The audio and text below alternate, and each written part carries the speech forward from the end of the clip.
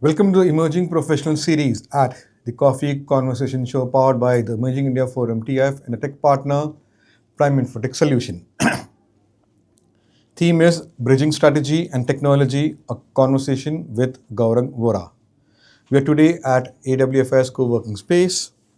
In a world where technology is no longer just an enabler, but the very driver of business growth, few leaders embody the spirit of transformation as seamlessly as Gaurang Vora.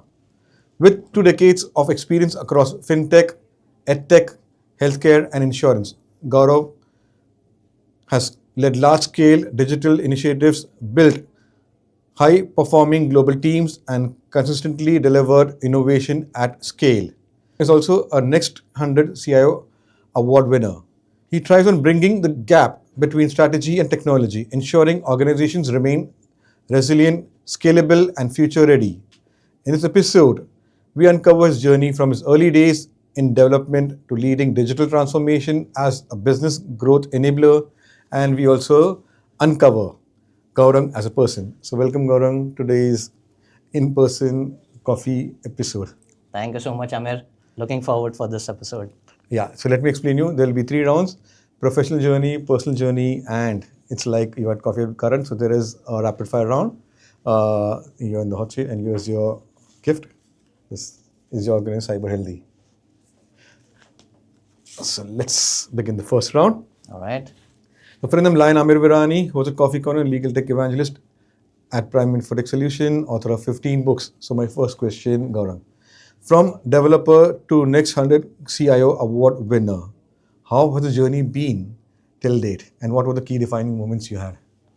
All right. That's a pretty good journey, starting as a developer to winning a Next100 CIO Award. When I was a developer, I coded systems. I made a lot of things, developed a lot of stuff. But it's. I'll give you an analogy. To turn butter into ghee, you need to churn. But before before you get the butter, you need milk Yes. to to be becoming the butter, right? So my life or my journey has exactly been the same. I started as a developer. Take an example of a milk which is very fresh, ready to flow, right? Eager to learn a lot of things. So when I was a developer, I learned a lot. I developed a lot of stuff. Then came the cuddling agent, where I started doing project management, learned about people, processes, and structures, which really gave me a really good experience. Post that, there was churning, where there's a lot of large transformation happening, a lot of complexity, deadlines, sleepless nights, and then came the real ghee turning moment, right? Where it's more about I being a leader, doing the right thing, but rather you kind of guide others to do the right things in a right way. So that has been my journey really, and I hope I explained it well with this analogy. So Beautiful analogy. That's where it is. I'm smelling, getting what do you say, ghee ka smell. Something when the conversation goes, okay, some you can feel. Absolutely. So it will be good conversation. Okay, so let's build up the conversation with Gaurang. You have built and led global teams. How do you cultivate collaborations across geographies and cultures? All right, this is a good one, and this has been so in the age of agile, Scrum, agility when it came in, few decades back in India, right? The people were like looking in terms of how do I really align my cross-functional teams, right? And now when you talk about global teams which are spread across different regions, different locations, you see people bring in different energy. They are from a different culture. They work differently, right? And instead of we trying to make everything same, we should look at celebrating that diversity. Right now, when you kind of celebrate the diversity, you'll actually get the real work done. Right. So I mean, you should not look at people being very different doing things. So ideally, what you should do is you should kind of look at three things: context before control. So you should give context rather than saying this needs to be done, right? Then you have to look at empathy before efficiency. So you should look at the human side of the person behind that Zoom window, right? And then the third thing is trust before targets. So you'll have to start building trust rather than defining targets and say this is how this needs to be done. You'll have to really build trust, and when all of this align together, you'll really see team delivering great stuff. In fact, they'll deliver great results, but the team will thrive to kind of work in a very subtle way with each other. So that's how you kind of align the whole different geographical teams together and work together. Beautiful. So, Gaurav, governance often feels rigid, but you call it a growth enabler. Can you elaborate for viewers out there? This is a good question. I mean, when you talk about governance, people would always think and feel saying that there are rules, there's a set of checklists, there are guardrails, and people are kind of bound to it, right? But I feel governance is a real enabler. Let me give you an analogy. When you drive on a highway, you would see those markings on the highway, right? Now there are certain dotted lines, there are certain thick lines which are there, continuous lines which are there. Now that's really not stopping you to do something, but that's really guiding you to kind of move faster, move in a better sense. And governance is exactly similar to those kind of markings on the highway, right? When you look at governance in a better way, you would really have your teams or the organization move faster in a better way.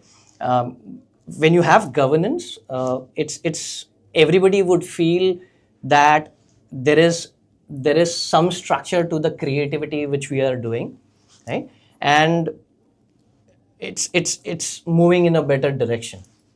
So I would really not call governance as a guardrail or a red light, but governance is something where it would really aid in when you reframe the governance in terms of enabling things in a more better way and a more faster way. So that's what I would say, and that's what I would say governance is an enabler. Beautiful. Okay. So let's go memory down the lane. What's the biggest challenge in aligning technology execution you faced with business strategy? I mean, and that's a real good thing. So so it's something like this: technology and business are two pillars of an organization, right? But then it's something like you have two people hearing the same music with different headphones, and if you have to align them together, that's really. And I would say it's not a challenge, but that's really a way a leader will have to look at in terms of how do you make both of them come on the same platform, right? It's like it's something like you should not ask a violin to play like drums, right? But then you'll have to have the same song being played. So ideally, when you look at aligning technology with business would always have revenue, numbers, market share in their mind. So that's one side of it, right? And technology would always have scalability, architecture, performance, that in mind. Now, how do you really marry them? To marry them, you'll have to have a layer in between, which would really kind of bring them together, push them together, and say this is the one direction which we want to go to, right? Now it's more in terms of bringing in a layer which would talk the same language on both the sides, bridge them. And to bridge them, you really, it's like you need conversations rather than just dashboards. You need empathy rather than, efficiency going towards it. So I would say if you have to align technology and business together, you'll have to be a leader where you understand both the worlds. You also have business acumen, but you also know technology. And then be that layer in between which would align them together. So when this alignment comes in, there's going to be the teams would not just say or ask questions, but they would align in one direction and start moving towards it.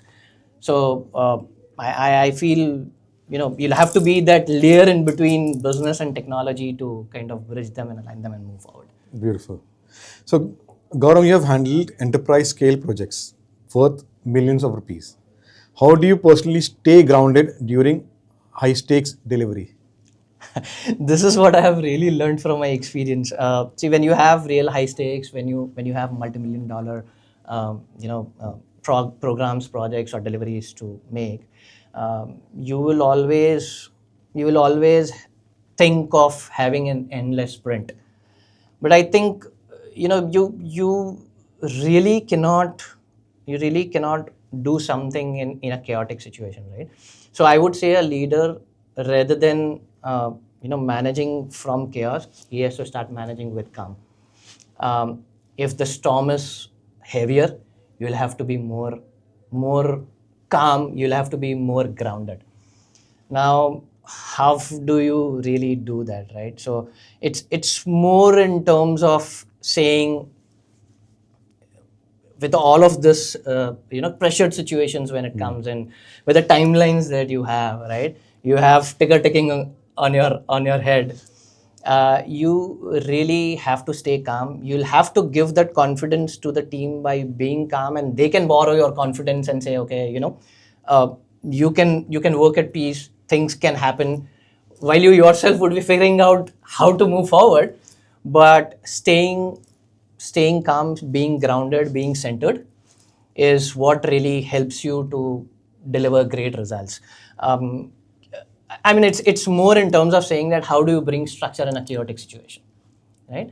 So when you are into a chaotic world, you really would not want to be more aggressive and go-getting, but you'll have to be centered and grounded. Wow, beautiful. So Gaurang, you have led transformation across EdTech, FinTech, insurance. What's been the toughest sector to innovate and why? That's a real good question, Amir. I mean, if you really ask me, every sector brings in their own toughness, right? Yeah, there would be real different challenges in every sector.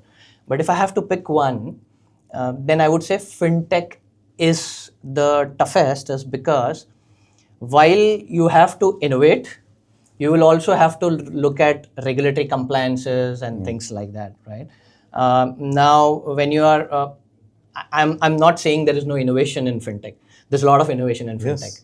But when you really want to innovate, you'll have to keep one thing in mind in terms of saying that when you innovate, and if things break, then it's more of losing the trust, or even worse, losing the money of your customers, right?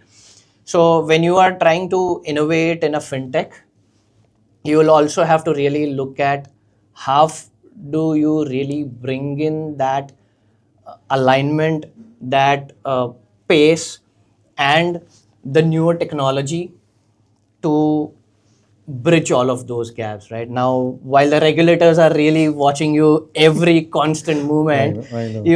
you will have to be really patient and understand in terms of saying that if I innovate, what is it going to bring in, right? What is the end result? What is the outcome which is going to get delivered? Because I feel that behind every innovation, there is a human way where you'll have to simplify things for them and give it into things. It's more like changing an engine of a flying plane, but you really have to hold your horses and be calm and think of solutions which are more regulatory complying but also innovative. Right? So that's how you'll have to really move forward and make your way out. Yes. I agree with you because I've done conversation with Ravi Bhushani, CISO at Wipmo Group, which is part of Apna PayU, and with their head legal also, Apna Vishy Vincent. Yeah. So, innovation ka, I'm coming to your next question, your role at Spice Money. You spearheaded modernization from legacy systems. What leadership lessons did that journey teach you, and what was that modernization for viewers out there? Can you cover? So I'm dividing two parts. Okay. All right. So with Spice Mini, we were sitting really with a monolith, which was like a study ambassador, but running on a Formula One track, and it was really good. Was it giving us good results? Was it really having the customer do their financial? Complete their financial needs? Yes, it was. But then. Was it really ready for the new era which is coming in? I would say it needed a modernization, right? So we picked up this monolith and then we kind of transformed it into the newer way of technology, the newer tech stack and things like that.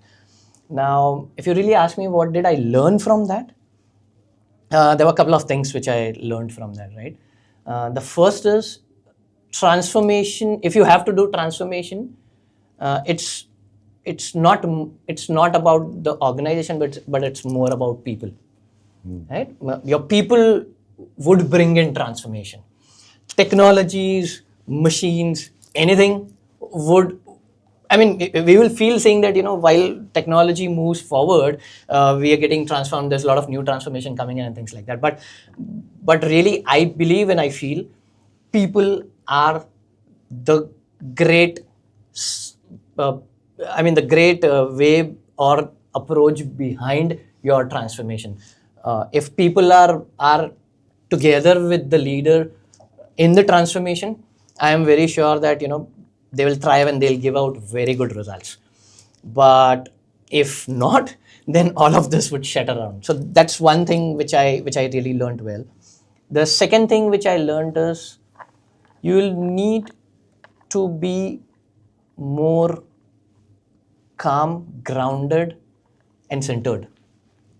While and like I said, right, while you do a lot of innovation in a regulated field, you cannot just keep going zoom, be aggressive, and kind of move forward very fast, because then you will break the trust. You'll break the money side of the people.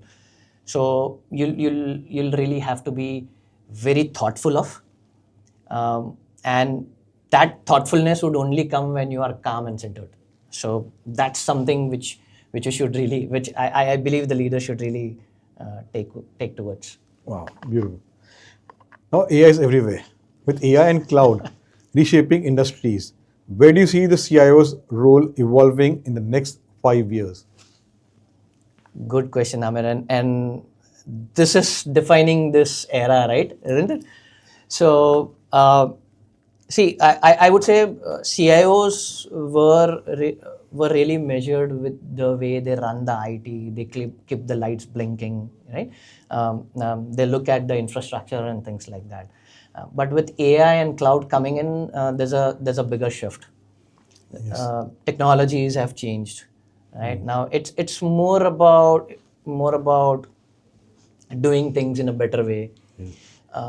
You bring in AI and that would aid you. I always keep saying people are afraid about AI coming in, right? And there's a lot of buzz out in the world saying AI would take up jobs and stuff like that.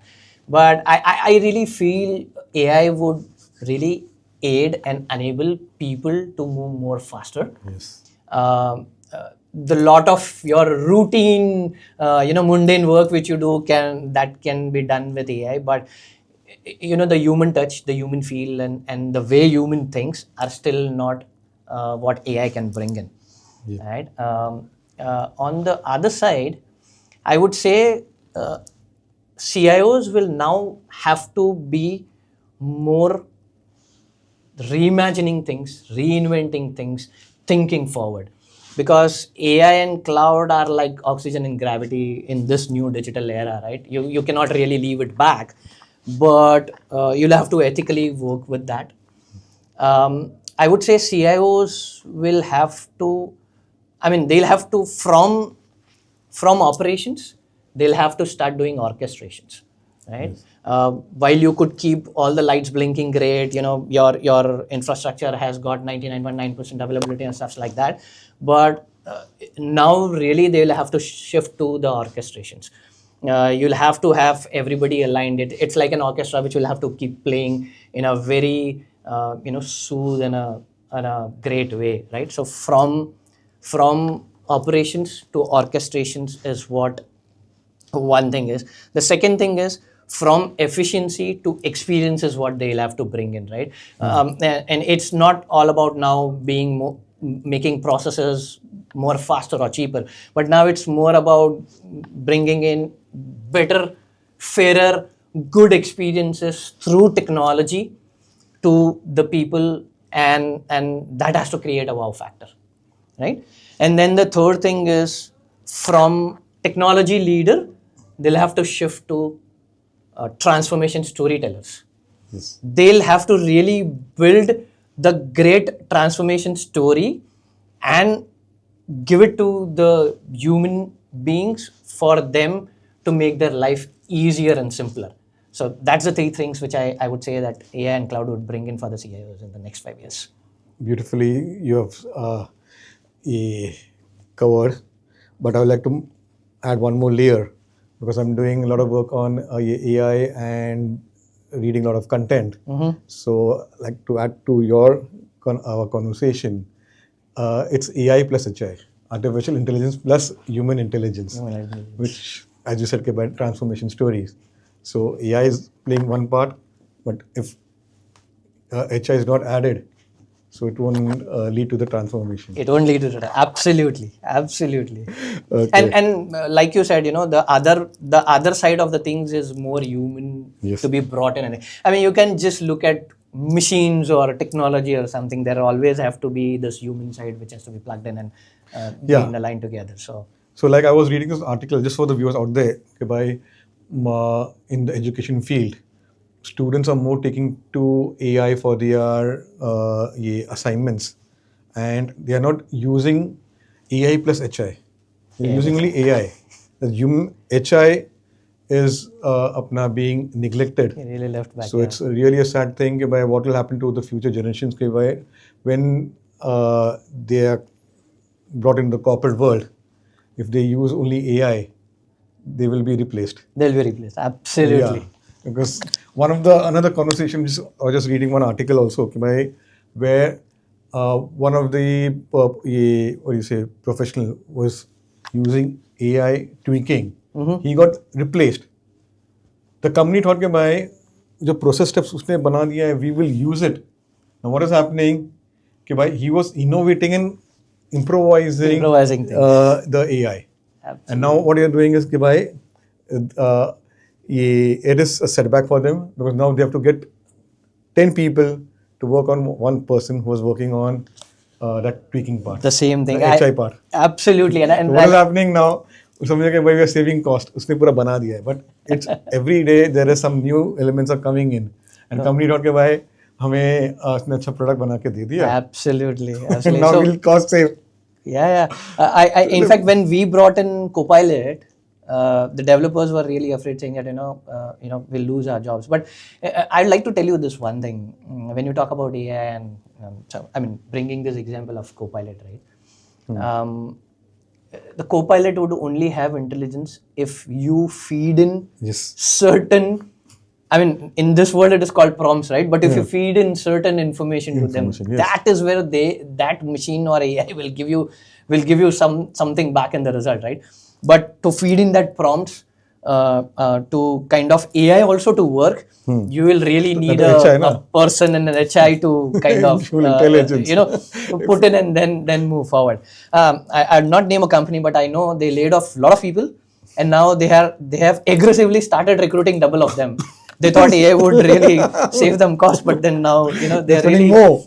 they're spending more now. And So usko manage karne ke liye you are needing so many people. people to do that. So see, AI you will have to ethically Yeah. kind of bring in AI and not the just policies. really. Absolutely, and not Governance just really, policies, everything. look at cost cutting because AI has come in. So It's a nice conversation. Okay. Gaurang, you are also part of community initiatives like the PMI. You're on the board. So can you tell us, our viewers out there, what is PMI and how is it helping the project management professionals? all right, great. And good that you brought this question up, Amir, on the community part. I believe in India, the community platforms are they are doing a lot of hard work to give platforms to people to kind of understand the best practices and things like that. But in India, it's still not really very developed. Now, talking about PMI is Project Management Institute, and Project Management Institute has recently taken over a community which is more PMO focused. Before PMI acquisition, it was PMO Global Alliance, and now it is being a part of PMI under PMI umbrella as a PMO Global Alliance, which is very focused PMO community. While I being I being a part of the South Asia PMO Global Alliance community, this I would say these communities are really bringing in a lot of good platforms for the people to understand the best practices, to kind of find out solutions to their challenges. There are a lot of events happening. There are a lot of podcasts and webinars and things happening. There are a lot of certifications also, but I really feel people will have to come ahead proactively to join in this communities, understand what it is, and volunteer their own selves. I started in 2020, so till that time I was in my career kind of managing large programs, digital transformation and things like that, but that was only one part of it. 2020 COVID really gave me a kick. And I said, now it's time to give back to the community also, right? So that's where I joined this community. So I'm part of different communities, and it's really an experience where you really feel satisfied when you kind of share your experiences with people, and then they try to kind of put that in practice, and the results are amazing. So that really gives you satisfaction. So yeah, I would encourage people to join communities, be part of it, volunteer there, and then have that shared learning coming in. Beautiful. So I'm planning to do a panel discussion on building communities. Like we have got speakers from Toastmaster, means as part of the community initiatives they are part. Someone from the professional speakers, someone from ICF, then IOD. So let's see, someone will be there from the supply chain also. Yeah, that's I believe that would be a real good experience sharing Yes. panel discussion. So people would really get. I'm very good. happy कि my coffee speakers are in the leadership roles, building the communities.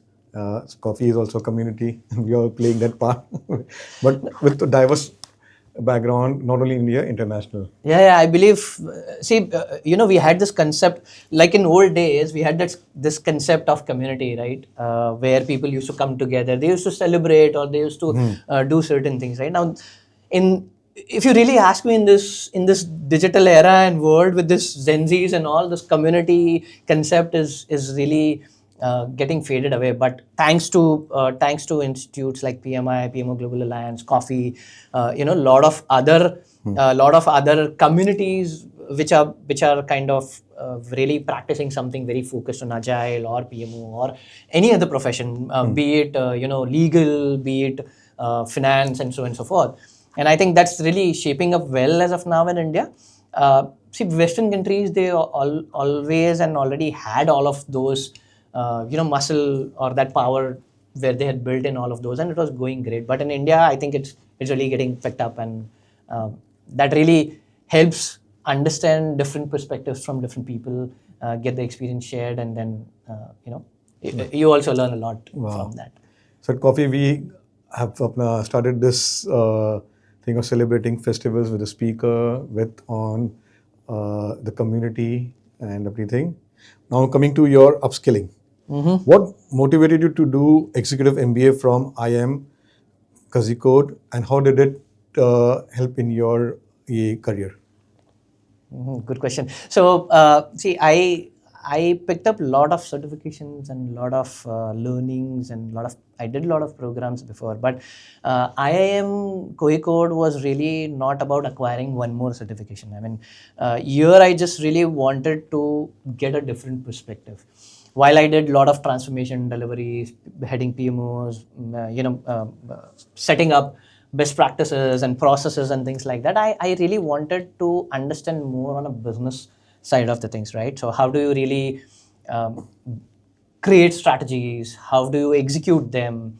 How do you really, write a canvas of a business which would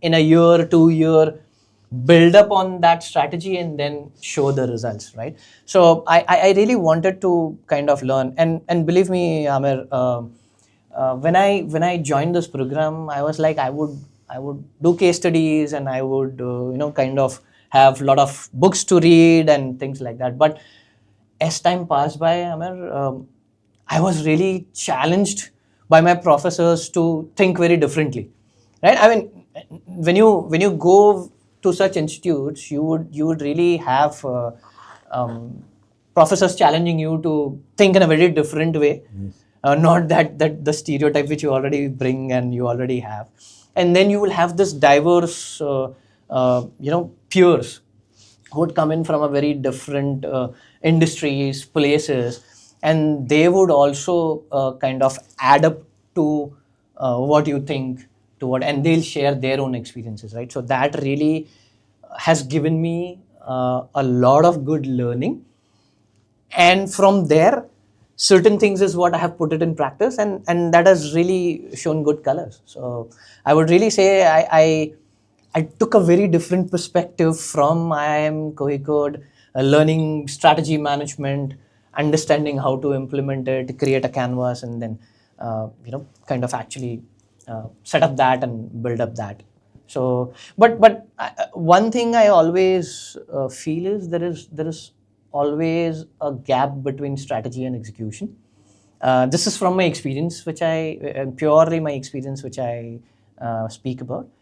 And like I said, you'll have to be a layer in between strategy and execution, align those together, speak the same language, have the same rhythm going, and then you really see wonders happening. So, yeah.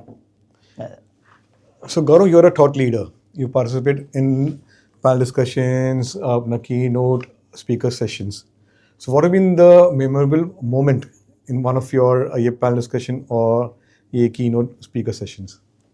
One of the good moment. Memorable. Memorable moment. Okay. All right. See, I had hosted an PMO India Awards event 2 years back, and we had speakers. We had good speakers. So one is the MD CEO of PlanView. One is a very good thought leader, Ashutosh Bhatwadekar. We were talking about how do you really align people to the vision an organization have, and how do you really bring that that energy to kind of deliver great results. And I remember Ashutosh giving in an example of a very simple example, a real life one of a local train.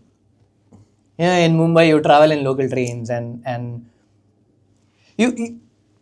it's really very great to see when a train arrives. there's a lot of crowd, and then the crowd standing ahead to catch that train really gets inside, right? When the train is also when the train also has people who are coming in from ahead and things, you and that really kind of teaches us, being different people, diverse people coming in from different culture, different places, and all of them, they come together to get into that one one gate of that one coach, get inside the train and do their journey. So that was a really memorable one, and I still thrive on that. I mean, I still kind of try to put that in practice and see how that would really align people to drive that vision of the organization. So yeah, that was a really memorable moment which I had. So my last question, uh, how do you mentor aspiring CEOs, CIOs, sorry. Okay. So here is the thing. See, I'll say CIOs should not run behind technology, but they should run behind transformation.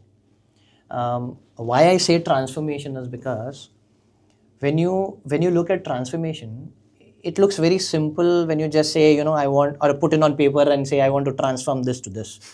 And then it's like, okay, let's put the plan, let's gather the team and start executing it. And then, there would be the results. But see, technology keeps changing, Yes. right?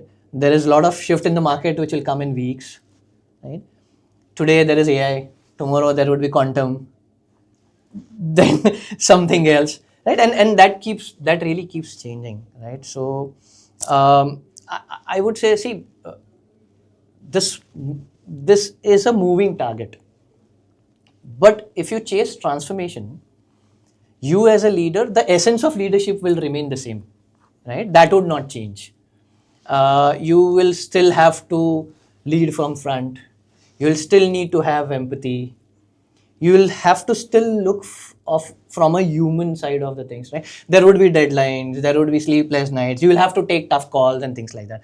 But I would always say, you always look at the human part of the things rather than the scientific or a technological or things.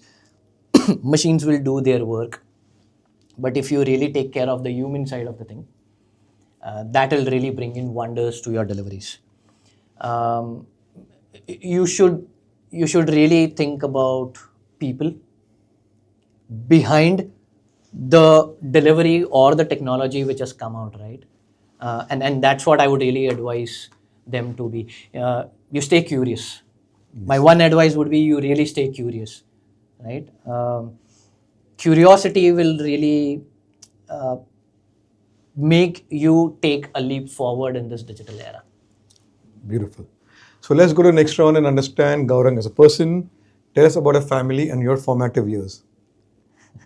Really good ones. I'll go back, and you are taking me back to my childhood memories. Yes. But um, so when with my childhood, our family really had, it's like it's a spiritual and a simplistic way of living.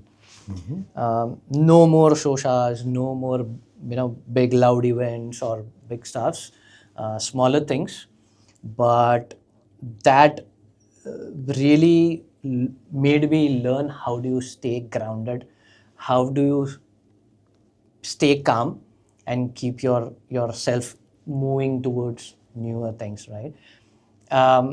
See, I have my father, who is a financial leader, right? And he had his own pressures and things, so he's a man of numbers. My mother was a teacher, and so she is more nurturing, more wise, right? And I would say she is like the spine of our family, right? My father has come up more disciplined. He is really grounded in things. Here is an interesting fact about our family, right? My father's name is Mahesh, which is one of Lord Shiva's names. Right?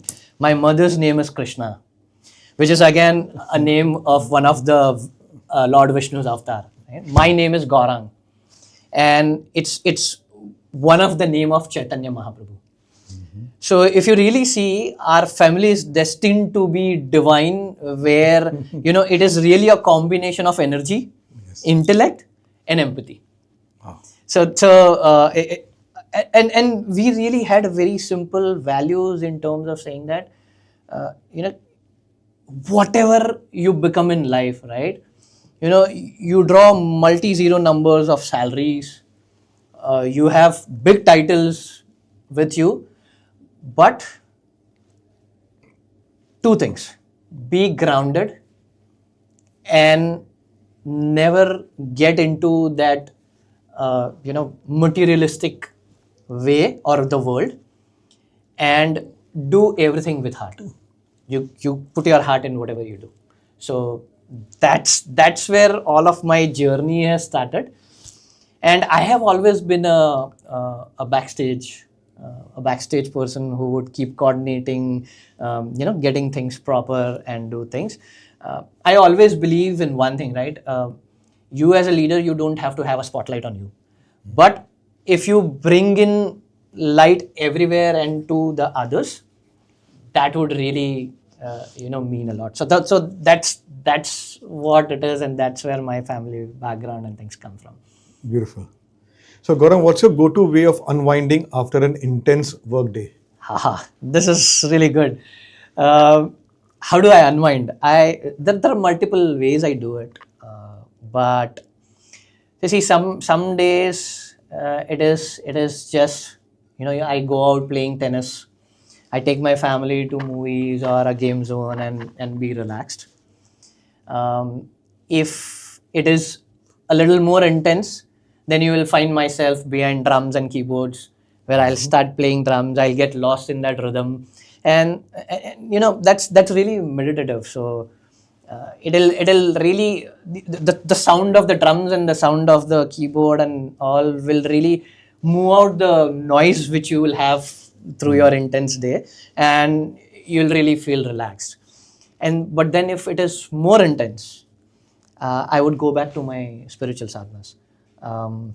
I would really kind of immerse myself into meditation, or kind of get into some sadhanas where it'll relax me, it'll calm me, but it'll also give me depth. It'll also give me a direction to move forward. So that's how I unwind myself. Beautiful. So let's have some fun. If your friends were to describe you in 3 words, what would they say? My friends describes me in a lot of ways, but a common theme which comes out from each one of them is they call me soulful, they call me calm, and they call me a fire brigade. Right? Fire brigade is like, wherever there is fire, you go, you doze off and you do things. So professionally or personally, whenever people are under a fiery situation, they'll call me, and I'll be there, not with all the tantrums or dramas or anything, but I'll be there to, just simply to either give them directions or be with them, hold them there and have them move out of that particular situation. So that's where a fire brigade. Calm is because I mean, be what it not be a very pressured situation or whatever it is, as a bigger storm or something. I be very calm and try to think, because calmness will give you way to solve things, right? When there is chaos, you would always think of saying, how do I solve this problem? Yes. But then when you are calm, you will see patterns in it and then try to kind of solve those. So calm. And the third is soulful, is because, like I said, I I put my heart in what I do, right? So be it an event, or be it just a small gathering, or be it anything. I would really put my soul or heart in it and kind of brighten up that event. So they call me soulful in that way. Beautiful. Which is a book or movie which has left a lasting impact on you? Sorry? Which is a book or movie which has left a lasting impact on you? Okay, interesting. I remember this movie, Three Idiots, right? And I really remember the statement which Amir Khan gave, right? Wherever you get knowledge, acquire it. Success will come automatically behind when you acquire knowledge and when you have a lot of knowledge and things, right? So that has really left a very lasting impact on me, and I have put that in practice. Yes. I keep reading a lot of different articles, books, be it white papers, be it research. Like I said, spirituality, right? So I have read Mayur Kalbag's book on Agori. He has written two books on Agori. So I have read that, and that's really interesting. It brings you in reality. Then I read a lot of articles or books on psychology. A lot of hormones which human has, serotonin, oxytocin, right? So a lot of those. Then that's another area of reading. I read technology also to keep myself abreast with the era which we are in, and I also keep reading a lot of newer inventions, be it anything. I mean, be it in any field, but newer inventions, and the other part is about leadership, because that really connects you to the human frame of things. So that's what I. Beautiful. So Gaurang, what legacy would you like to leave behind? One legacy which we really follow till date in my family is we come together, we celebrate together, and we do this every month. This is very simple, right? This is very, there's nothing fancy in this. But we make sure that we gather once a month together, either have dinner or lunch, or just sit and play. Just sit and play games. This really, this really brings everybody together. It really helps in reminding myself and telling me, saying that, this is the family value which has really brought us to this stage. Right? When you sit together, you will exchange a lot of different ideas. Your elders would give you share a lot of their experiences. Your young ones or your youngsters or your children would really give you a different perspective of a lot of things, right? I would really want, and I really see that our younger generation is really continuing and bringing that warmth where we all come together, celebrate and enjoy. So that's one legacy which I would really want to continue going, and I would also want my children or my child to do that moving forward. Beautiful. So last one is a googly one. Describe Gaurang in one line. Describe Gaurang in one line. A technologist with a soul, purpose-driven, and inspired by rhythm, people, and possibility. That's what I would define myself in. I really would not look at spotlights, but I would want to bring light to people's life. I would want those spaces to be more better, more fairer, more in a way where people can live in a good way, and kind of light up that. So that's to me is success. Beautiful. So let's put you in the hot seat, the rapid fire round. Leadership or management? Leadership. Mumbai rains or Mumbai winters? Absolutely, there are no rains and winters, but yeah, I would say Mumbai winters. Risk taker or perfectionist? Risk taker. Morning person or night owl? I am a morning person. A city you'd love to live in someday? Mumbai. One word that defines you as a professional? Soulful technologist. Your go-to comfort food?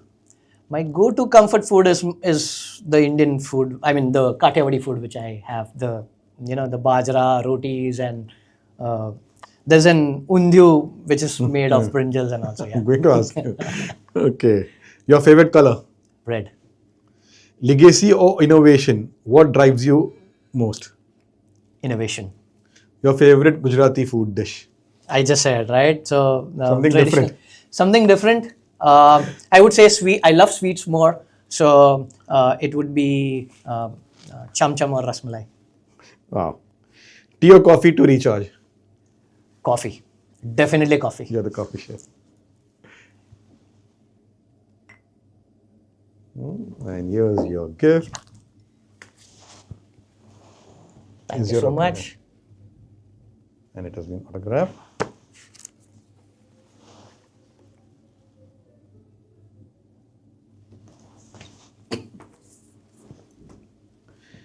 So, Gaurang, your story is a testament to how vision, resilience, and adaptability create leaders who don't just manage technology but shape the very future of business.